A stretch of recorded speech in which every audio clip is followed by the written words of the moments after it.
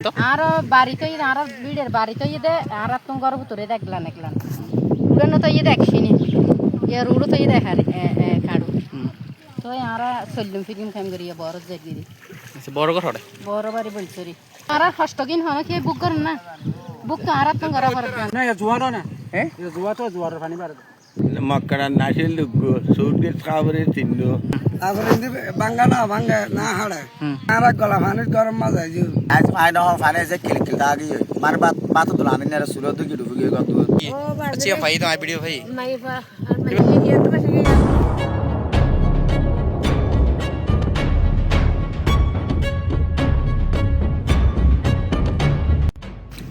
সম্মানিত দর্শক, আমরা এসেছি হচ্ছে শেখের কিলে।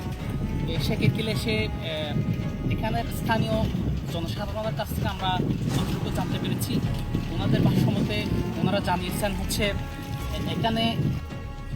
এখানে শেখের কিলে এসে জানতে পেরেছি হচ্ছে এখানে ফানি থই অবস্থা, রোডঘাট, খাল বিল, এখানে হাজার হাজার মানুষের বাড়িঘর ডুবে গেছে ফানিতে।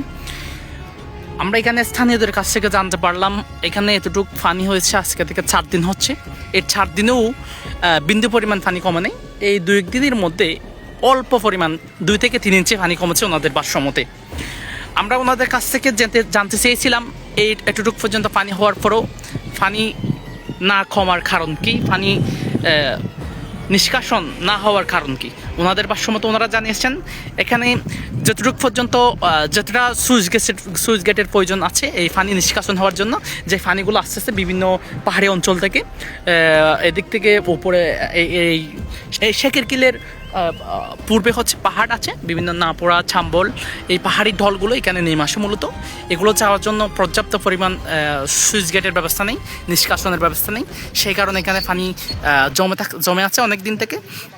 আমাদের ভাষ্যমতে, স্থানীয়দের ভাষ্যমতে, যদি আরও কয়েকটি সুইচ গেটের ব্যবস্থা করা হয় তাহলে অতি দ্রুত অল্প সময়ের মধ্যে এই পানিগুলা চলে যাবে বলে তাদের ধারণা।